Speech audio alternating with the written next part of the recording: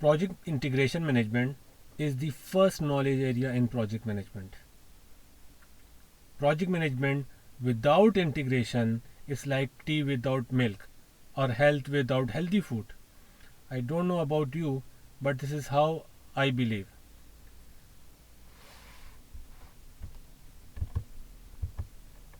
Project integration management is key to success.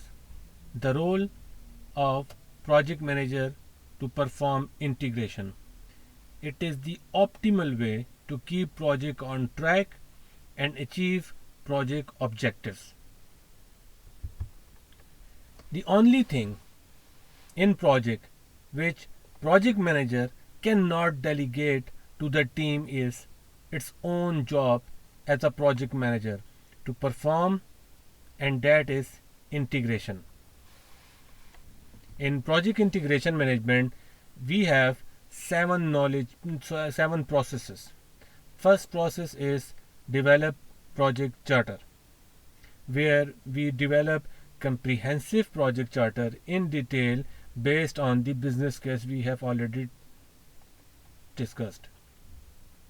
Second process is to develop project management plan, which contains all management plans like scope, time, cost, quality, risk, procurement, and communication. It also contains scope baseline, schedule baseline, and cost baseline documents. Like in schedule baseline, we have three documents. Number 1, scope statement. Number 2, work breakdown structure. Number 3, work breakdown structure dictionary. Direct and manage project work is a part of executing process group in project management.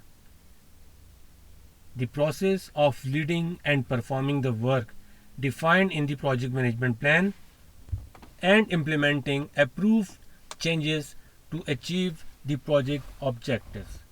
Always remember, when you will fall in executing process group, the very first thing you will hear in your project is change. You will receive changes from stakeholders, and as a project manager, it's your responsibility to evaluate changes and check its impact on time, cost, quality, customer satisfaction, and other related components in project management. And if a change is feasible, you believe that this is vital, then as a project manager, your role is to forward that change request to change control board, and that is done in perform integrated change control process of the project management.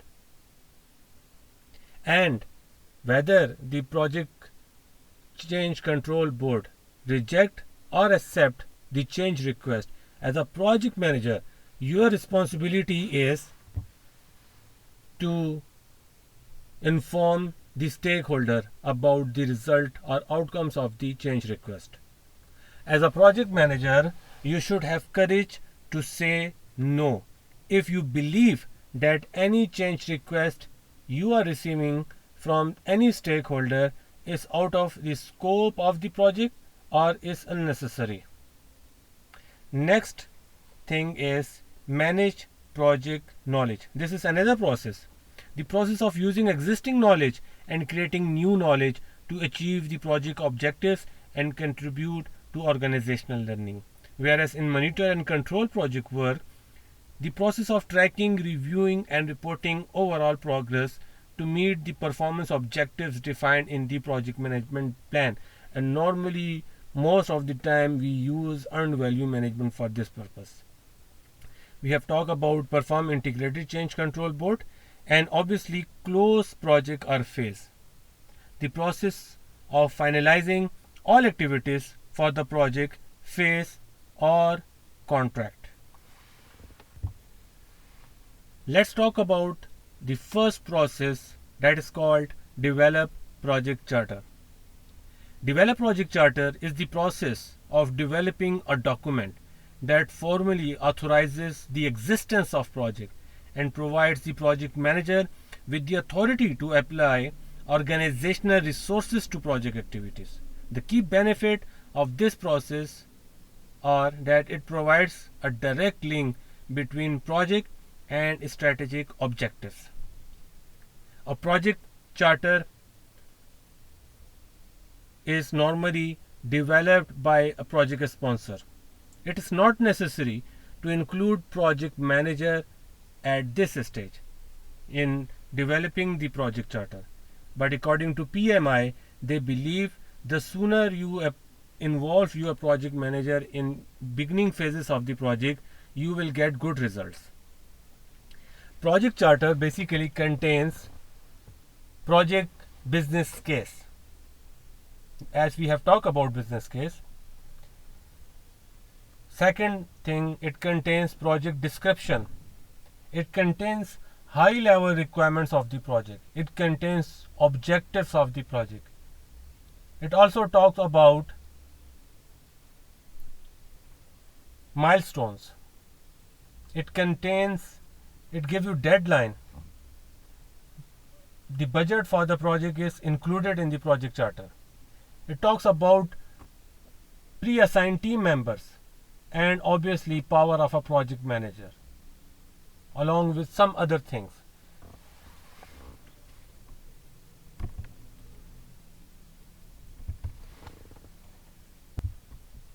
To work on project charter, always remember all 49 processes in project management are subdivided into three parts: inputs, tools and techniques, and outputs.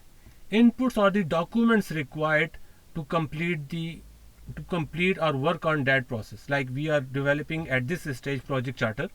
So what documents are needed to create a project charter document? Obviously you need business case, because you must complete your business case document first in order to start your work on a project charter. Project charter is the first official document in project management. Without project charter, you cannot initiate your project. So this is the first official document which contains comprehensive details or high level details about the project.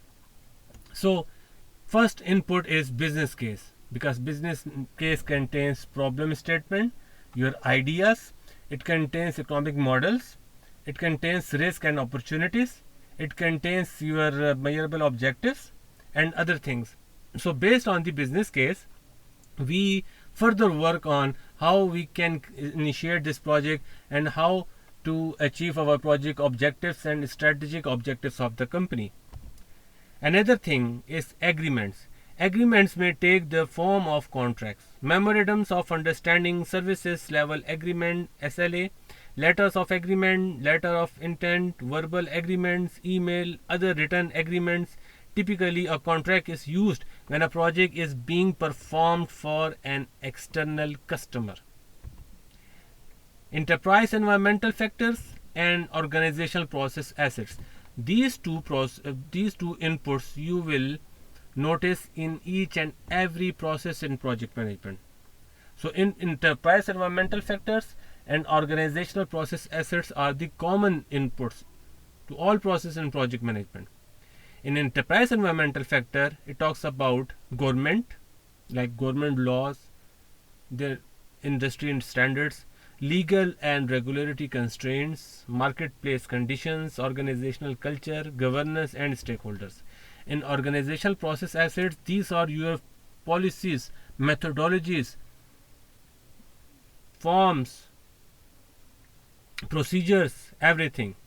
So like monitoring and reporting methods, templates, historical information and lesson learned documents. Let's talk about tools and techniques. What are tools and techniques? Tools and techniques are your skills which you apply to get things done.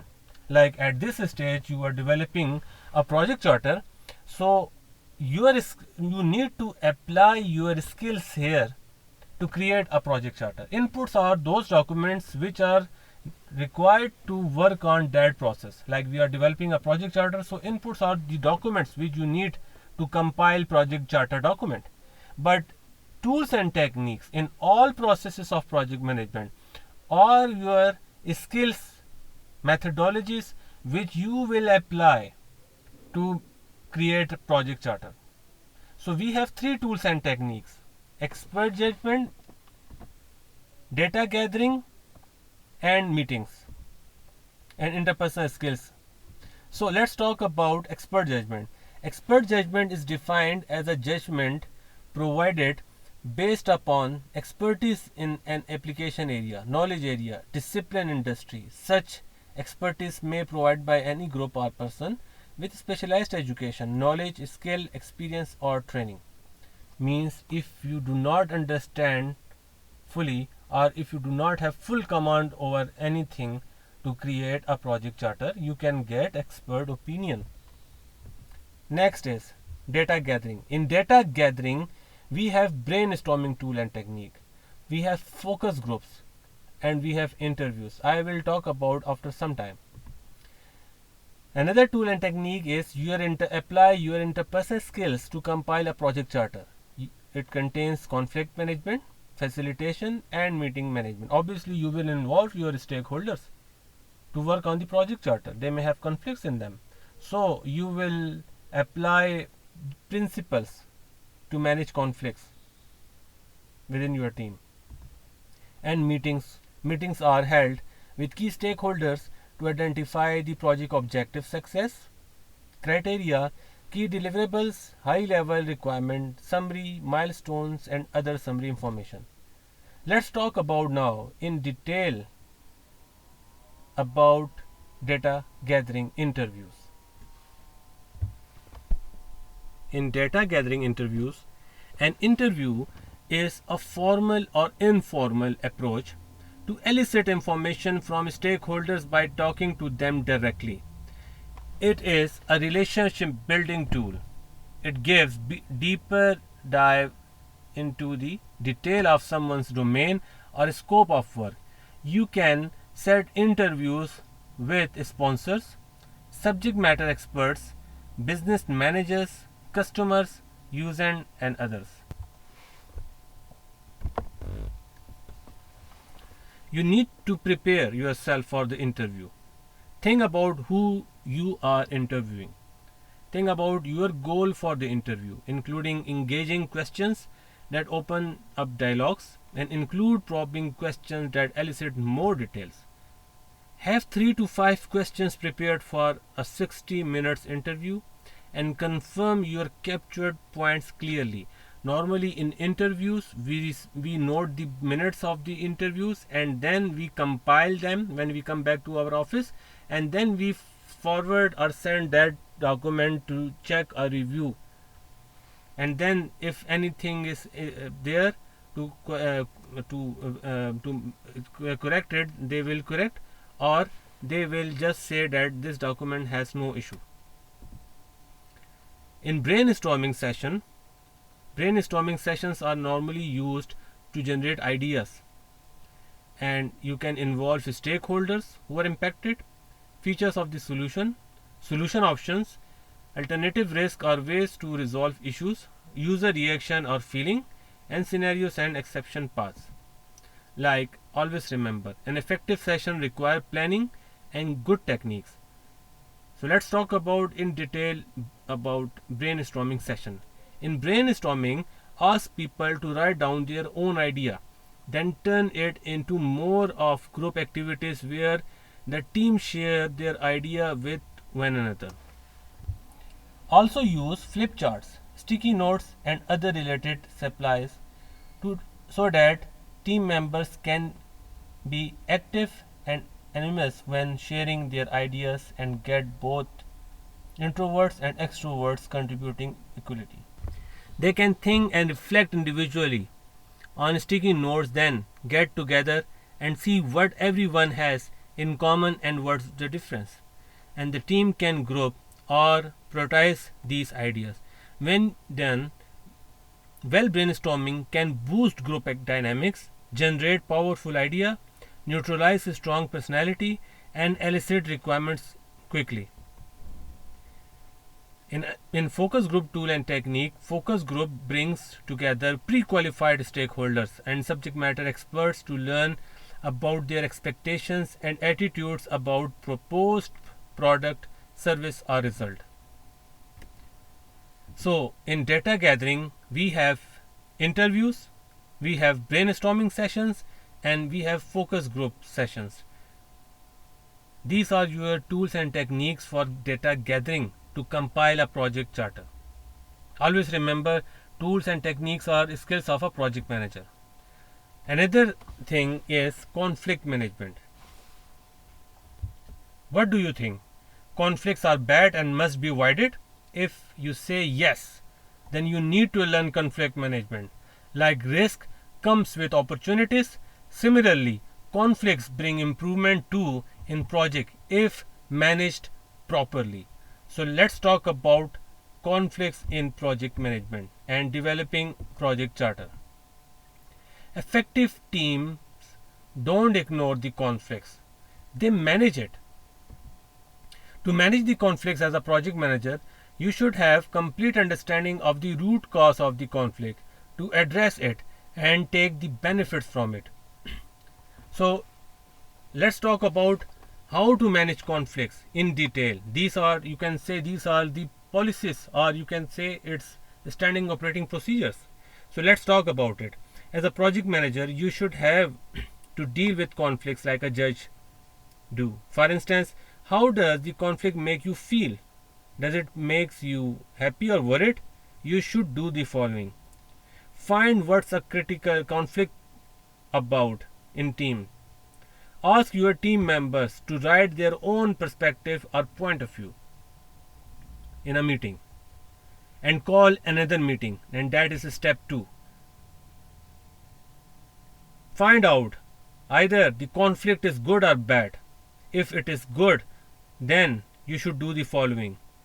Is this conflict helping the team to take better decision? Will this conflict help the team to achieve project goals more effectively? Will this conflict enhance the team trust?